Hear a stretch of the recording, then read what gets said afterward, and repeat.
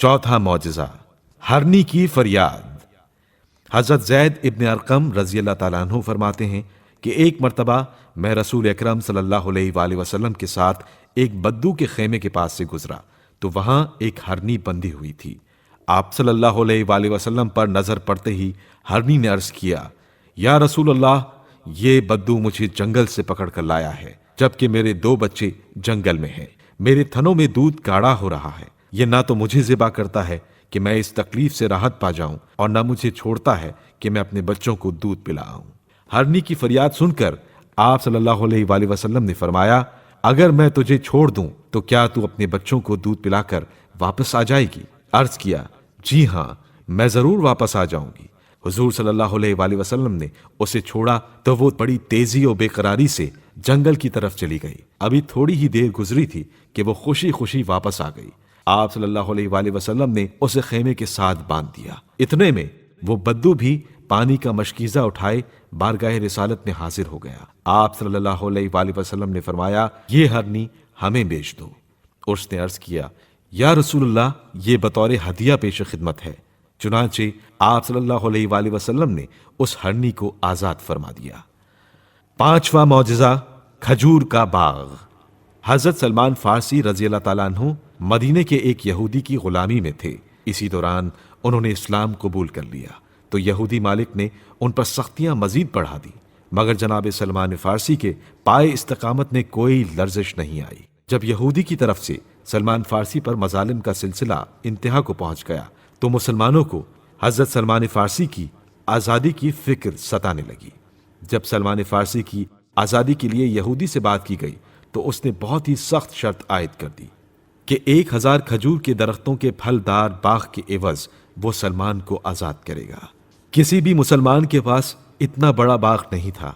अगर नया बाग तैयार किया जाता तो वो एक मुद्दत के बाद फल देने के लायक होता। सहाबा इकराम ने यहूदी की इस शर्त को पैगंबर अकरम के सामने रखा तो आप सल्लल्लाहु अलैहि वसल्लम ने फरमाया, 1000 दरख्तों के लिए घड़े खोदे जाएं। आप सल्लल्लाहु अलैहि वसल्लम के हुक्म की तामील की गई। आप अपना लुआब दहन लगाकर खजूर की गुठली मौलाए कायनात को देते और हजरत अली अलैहिस्सलाम उसे जमीन में बोते।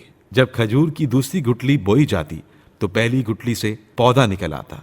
जब तीसरी गुठली बोई जाती तो पहली मुकम्मल दरख्त बन जाती। जब चौथी गुठली बोते तो तीसरी से पौधा और दूसरी का दरख्त तैयार हो जाता।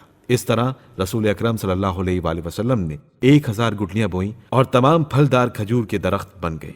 जब यहूदी से कहा गया कि तुम्हारी शर्त पूरी की गई है, लिहाजा सलमान को रिहा करो, तो वो हैरान हो गया, क्योंकि मदीने में कोई बाग ऐसा ना था जिसमें 1000 फलदार दरख्त हों। बाग देखकर वो यहूदी दीन हक को तस्लीम करने पर मजबूर हो गया। उसने हजरत सलमान फारसी को आज़ाद करने के साथ साथ वो बाग भी हजरत सलमान फारसी को हिबा कर दिया। छठा मौजज़ा, हजरत अबू अयूब अंसारी की वालिदा की बीनाई का लौटाना। जब हजरत रसूल खुदा सल्लल्लाहु अलैहि वसल्लम हिजरत करके मदीने में तशरीफ लाए तो मदीने के हर शख्स की ख्वाहिश थी कि सुल्तान अंबिया हमारे घर तशरीफ लाएं। आप सल्लल्लाहु अलैहि वसल्लम ने फरमाया, मैं किसी को नाराज करने नहीं आया हूं, मेरे नाके की मिहार छोड़ दो।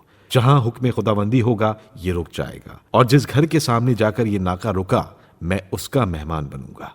आप सल्लल्लाहु अलैहि वसल्लम के हुक्म के मुताबिक नाके की मिहार छोड़ दी गई। नाका चलते चलते हजरत अबू अयूब अंसारी रज़ी अल्लाह ताला अन्हु के घर के सामने जाकर रुक गया। हजरत अबू अयूब अंसारी के ख्वाब ख्याल में भी ना था कि हुजूर अकरम सल्लल्लाहु अलैहि वसल्लम की सवारी मेरे घर के सामने आकर रुकेगी।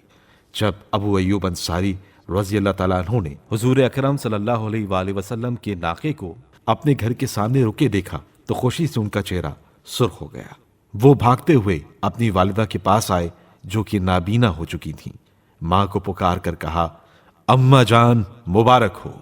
ये कहकर जल्दी से घर के दरवाजे खोल दिए और माँ से कहा कि देखिए तो हमारे घर कौन तशरीफ लाए हैं। अम्मा, हमारे घर रहमतुल लिल आलमीन आ गए हैं।